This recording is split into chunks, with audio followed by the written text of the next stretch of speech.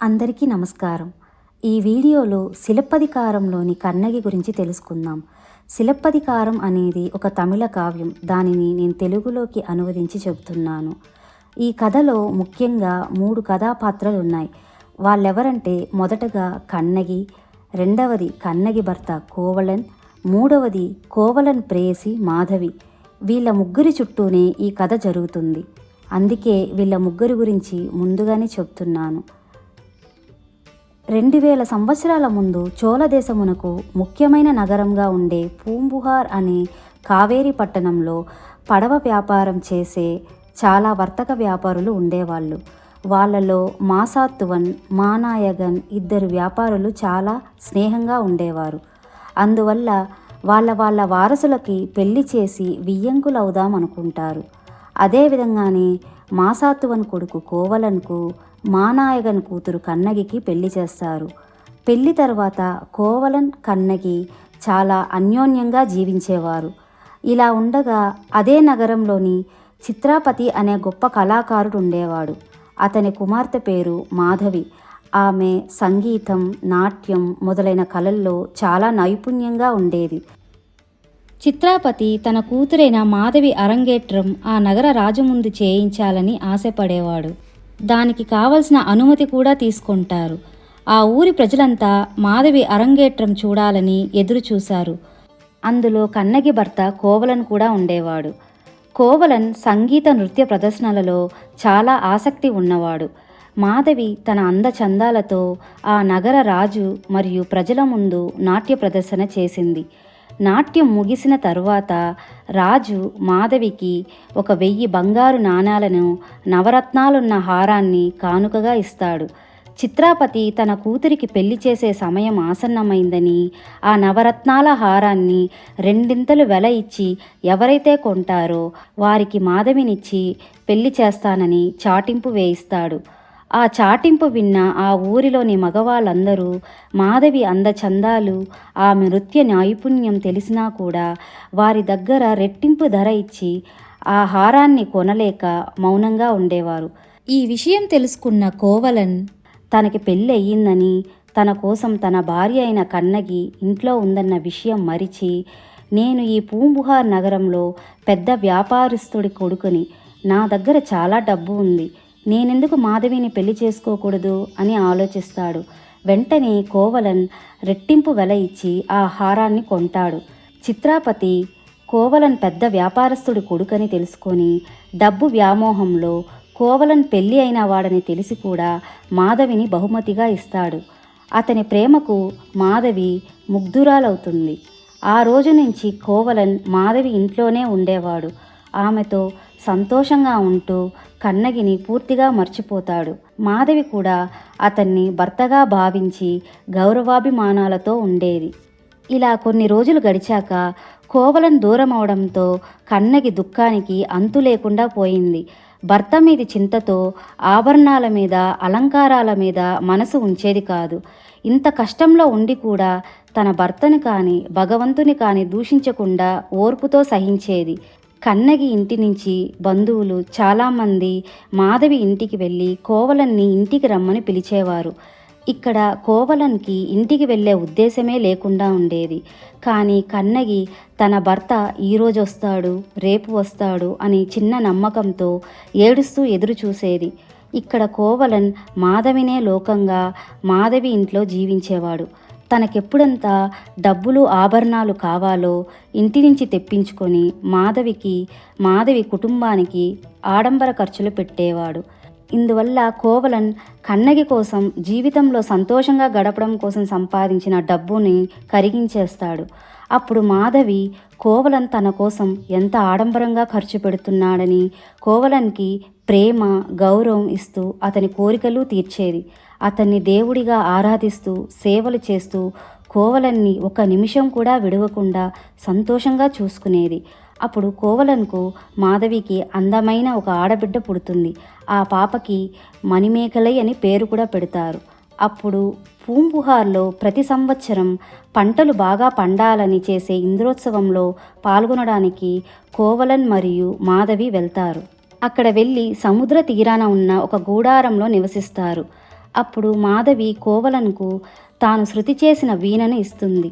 కోవలన్ ఆ శృతి చేసిన వీణతో భార్యని విడిచిన భర్త పడే బాధలు చెప్పేట్టు ఒక పాట పాడుతాడు. ఇది విన్న మాధవి తను కూడా ప్రియుడు లేదా భర్తని విడిచి బాధపడే ఒక అమ్మాయి ఉన్నట్లు ఒక పాట పాడుతుంది. ఇది విన్న కోవలన్కు భయంకరంగా కోపం వస్తుంది. ప్రియుడు మరియు భర్త అయిన నేను ఇక్కడ ఉండగా మాధవి ఎవరో తన ప్రియుడిని తలుచుకుంటూ పాట పాడుతోందని అపార్థం చేసుకుంటాడు. అంతేకాక ఈమెను నమ్మి నేను నా ఇంటిని, భార్యని, డబ్బుని వదిలి వచ్చేసానే, తను నన్ను మోసం చేసింది అని కోపంతో గూడారం వదిలి నగరానికి బయలుదేరుతాడు. అప్పుడు మాధవి ఎందుకు కోవలన్కి కోపం వచ్చిందో అని తెలియకుండా బాధపడుతుంది.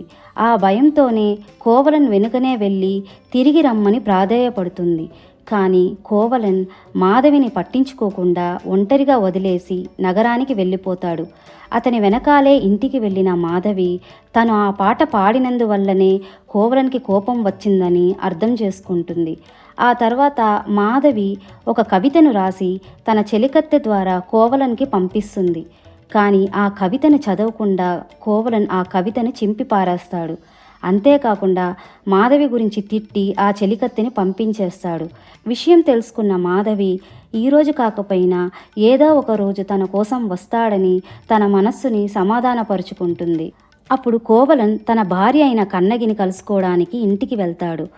కోవలన్ని చూసిన కన్నగి సంతోషపడుతూ తన భర్త దగ్గర పాదాభివందనాలు చేస్తుంది. అప్పుడే తిండి తిప్పలు లేకుండా, నిద్ర లేకుండా సన్నగా అయిపోయిన కన్నగిని చూసి చాలా బాధపడతాడు. అంతేకాకుండా తను మాధవి దగ్గర మోసపోయానని, ఆమె వల్ల తన వ్యాపారం, ధనం అన్నీ కరిగిపోయాయని బాధపడుతూ చెప్తాడు. అప్పుడు కన్నగి తన భర్తని సమాధానపరుస్తుంది. ఇలా కొన్ని రోజుల తర్వాత కోవలన్, కన్నగి తిరిగి వాళ్ళ జీవితాన్ని సంతోషంగా ప్రారంభిస్తారు. అప్పుడు కోవలన్ మరలా తన వ్యాపారాన్ని వృద్ధి చేయాలని అనుకుంటాడు. కానీ వ్యాపార వృద్ధికి కావలసిన ధనం లేక ఏమి చేయాలో అర్థం కాకుండా అప్పు తీసుకోవడానికి మనసు రాకుండా బాధపడతాడు.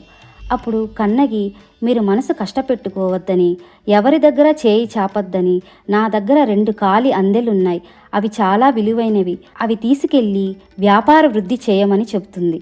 కానీ కోవలన్, మనం పుట్టి పెరిగిన ఊరిలో ఈ అందెలు అమ్మి వ్యాపారం చేయడం పెద్ద అవమానమని చెప్పి మనము ఈ అందెలు తీసుకొని మదురైకి వెళ్ళి సొమ్ము చేసుకుందాం అని చెప్తాడు. అదేవిధంగానే మరుసటి రోజు కోవలన్ మరియు కన్నగి పూంబుహార్ నుంచి మదురైకి వెళ్తారు. అప్పుడు కోవలన్ మదురైలో తన స్నేహితుడైన మాడలన్ని కలిసి తన యొక్క పరిస్థితిని చెప్పి వాళ్ళు నివసించటానికి ఒక ఇంటిని చూపించమని అడుగుతాడు. అదంతా విని మాడలన్ ఒక ఇంటిని ఏర్పాటు చేస్తాడు. దానికి మరుసటి రోజు కోవలన్ కన్నగి దగ్గర, నీ యొక్క 2 ఖాళీ అందెలలో ఒకటి ఇవ్వు, అది అమ్మి సొమ్ము చేసుకుందాం, ముందు ముందు మనకి ధనం కావాలంటే ఇంకొకటి అమ్ముకోవచ్చని చెప్తాడు. కోవలన్ ఒక ఖాళీ అందెని తీసుకొని మదురైలోని అంగడి వీధికి బయలుదేరుతాడు.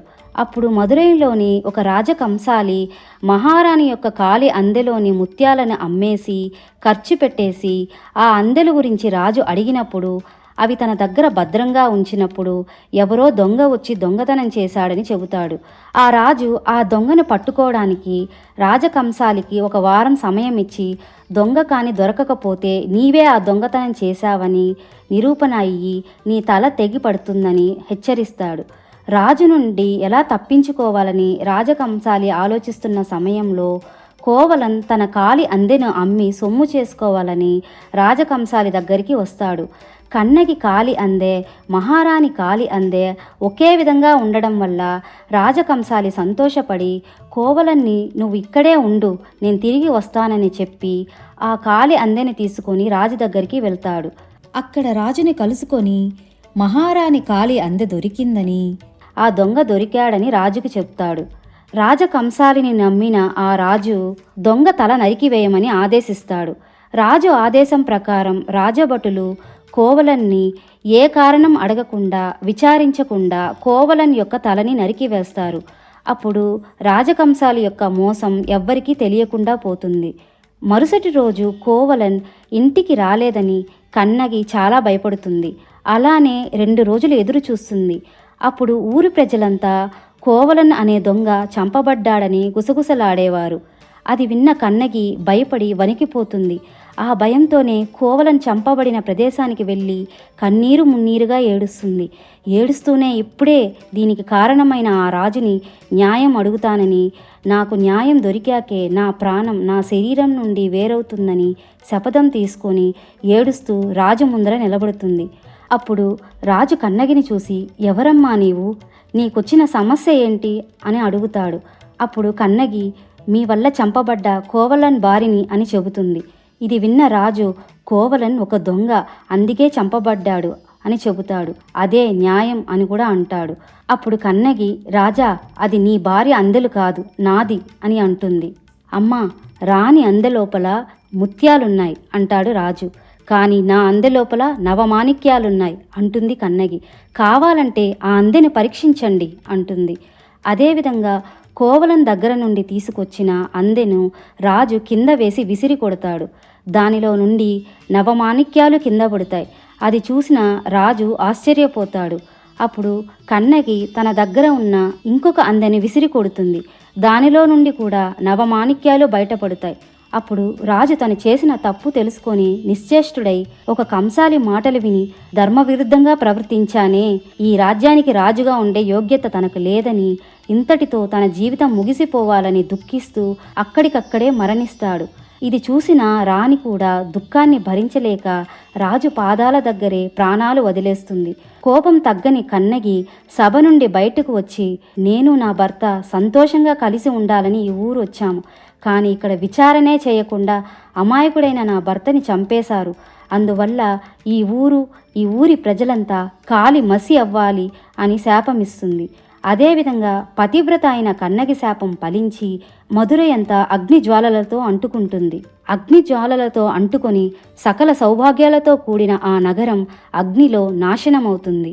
అప్పుడు ఆ నగర దేవత అయిన మధురాదేవి కన్నగికి ప్రత్యక్షమై, నువ్వు ఈ రోజు నుండి 14 రోజుల తర్వాత నీ భర్తని దేవుని రూపంలో చేరుతావు అని కన్నగిని శాంతపరుస్తుంది మధురాదేవి.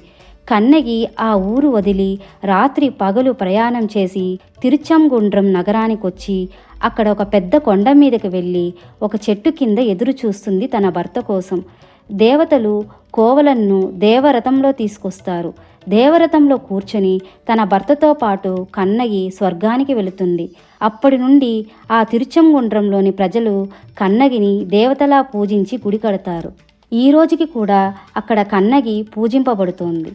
ఈ కథ ఎలా ఉన్నదో మీ విలువైన అభిప్రాయాన్ని కామెంట్ సెక్షన్లో చెప్పండి. ధన్యవాదాలు.